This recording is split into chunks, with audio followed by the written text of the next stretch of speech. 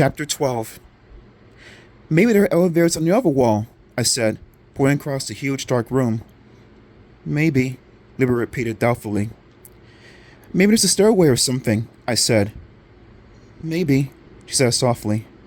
A sudden noise made me jump, a rumble followed by a grinding hum. Just the furnace starting up, I told Libby. Let's find a way out of here, she urged. I'm never going in an elevator again as long as I live. I could feel her hand on my shoulder as I started to make my way through the darkness. The huge gray furnace rumbled and coughed. Another big machine made a soft clattering sound as we edged past it. Anybody down here? I called. My voice echoed off the long, dust-covered pipes that ran along the low ceiling above our heads. I cupped my hands around my mouth and called again. Anybody here? Can anybody hear me? Silence. The only sounds I could hear were the rumble of the furnace and the soft scrape of our sneakers as Libby and I slowly crept up over the floor. As we came near the far wall, we could see that there was no elevators over here. The smooth plaster wall was bare except for a thick tangle of cobwebs up near the ceiling. There's gotta be some stairs leading out of here, Libby whispered, close behind me. Dim light shone through the narrow doorway up ahead.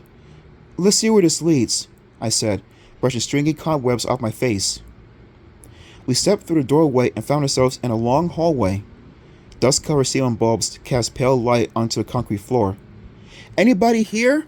I called again. My voice sounded hollow in a long tunnel of hallway. No reply. Dark doorways lined both sides of the hallway. I peeked into each door as we passed. I saw stacks of cartons, tall file cabinets, strange machinery I didn't recognize. One large room was jammed with enormous coils of metal cable.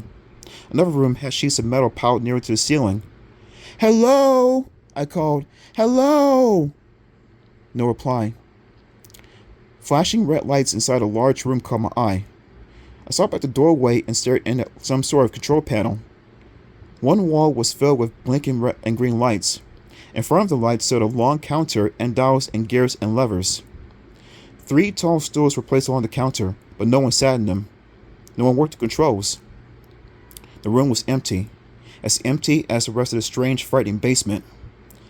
Weird, huh? I whispered to Libby. When she didn't answer, I turned back to make sure she was okay. Libby? She was gone.